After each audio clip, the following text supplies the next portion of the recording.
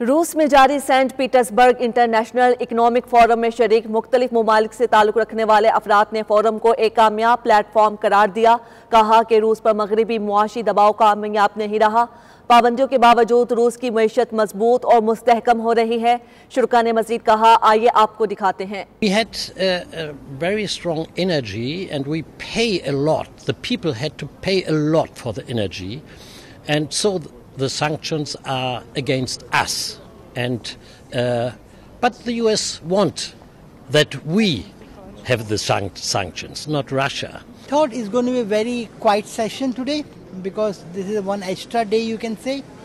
So I was not expecting so many people, but to my surprise, this is not something to believe.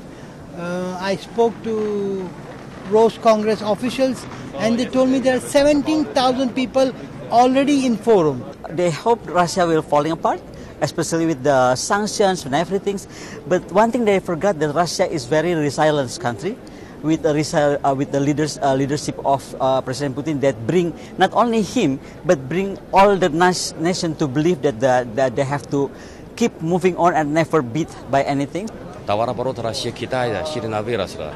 В прошлом году было достигло $240 миллиардов, а с января по апрель этого года тоже выросло 5-7%. Isolation has actually, strange enough, evoked people's curiosity about Russia. So yes, so we see more of what's supposed to work against Russia actually working for Russia.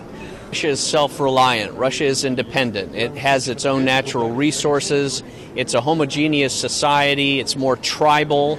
So it's not as fractured as the United States is. I mean, in America, we've got Mexicans, Costa Ricans, blacks, Asians, whites. You've got every color, but no unifying culture anymore.